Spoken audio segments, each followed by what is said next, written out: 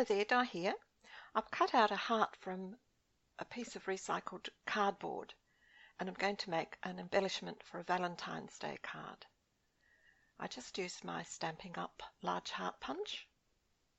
It was the right size, and now you can see I'm just fluttering the front of that piece of cardboard with Scotch quick dry glue, giving it a nice coating, nice and uneven. It doesn't have to be level or smooth, it just needs to be well coated. Now I'm putting on some red alcohol ink, just flooding the whole surface of the glue, trying to cover it all without getting it all everywhere. And I've got the little embellishment piece on my, I think it's a Stampin' Up! Silicone mat, because I need to be able to heat it. And here I am applying the first lot of heat with the heat tool, and as you apply the heat, the alcohol ink dries and the glue starts to bubble and sort of chars a bit. It makes a wonderful texture and range of depth of colour on the little embellishment piece. I keep doing this. I think I applied in all about 4 or 5 layers of the alcohol inks, and just kept at it until I had some nice bubbly texture and variations in the colour. You don't want to get it too hot because it does char eventually. I made a very black little heart once by overcooking it. This might be the last time I do this. You can see the top of the pink card base there that I was going to apply this to, but I changed my mind and went with a different, oh no, one more colour, one more coating of the red. It didn't suit the greeny blue of the watercolour base, so I went with a plainer card base and used the pink and green and blue card for another occasion.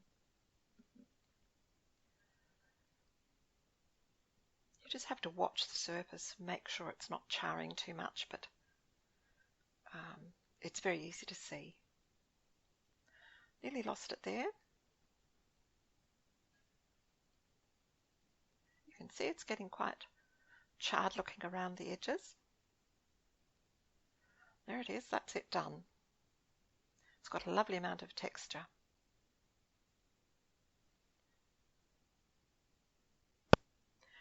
There you can see the card, red card base, the silver matte, and then the final white layer for the actual card front. I added, oh that's the die set I used, Happy Birthday, but I just cut the birth off so it was Happy Day.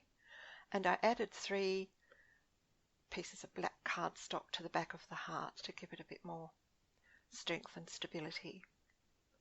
It was a little warped from the heating, but as I did that, of course, I put it under my large stamp block, and it flattened it, and it looked for all the world like a piece of grilled capsicum. It lost the texture, it flattened it all.